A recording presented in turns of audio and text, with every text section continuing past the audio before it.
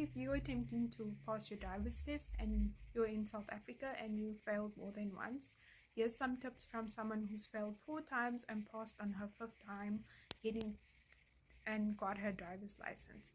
So my first tip would be to rephrase the way that you think about things in your mind regarding the test. So I would often go in to my test and say, I'm nervous, I'm feeling anxious. So what you should try and do is rephrase the word nervous to excited, because there's actually some sort of link in your brain that links the two feelings together. So you can trick your brain into thinking you're excited. So what I said the day before my test and on the day was that I am excited for the opportunity to attempt to pass my test today.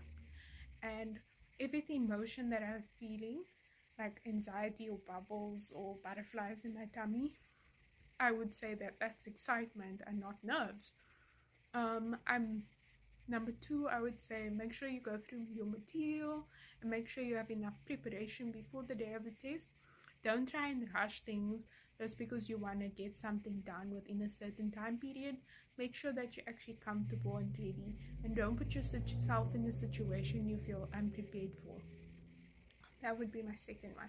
Then my third piece of advice I would say is, if you failed more than once, don't tell people that don't need to know. If you're telling your direct people who may be going to assist you on the day or driving you or you're practicing with, that's great. But don't tell people who don't need to know, whether it's friends or family. Don't tell them. Just keep it to yourself until you passed.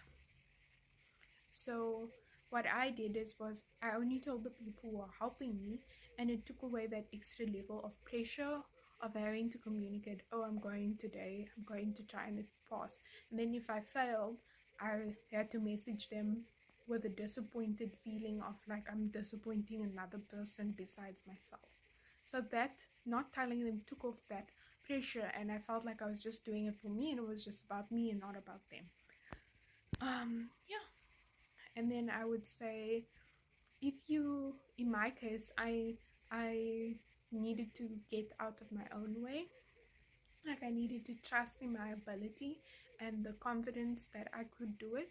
So trust in yourself, as hard as it may sound. If it means praying about it or talking to someone about it, know that you are not the only one in the world who's failed before, and you won't ever be the only one who's failed before.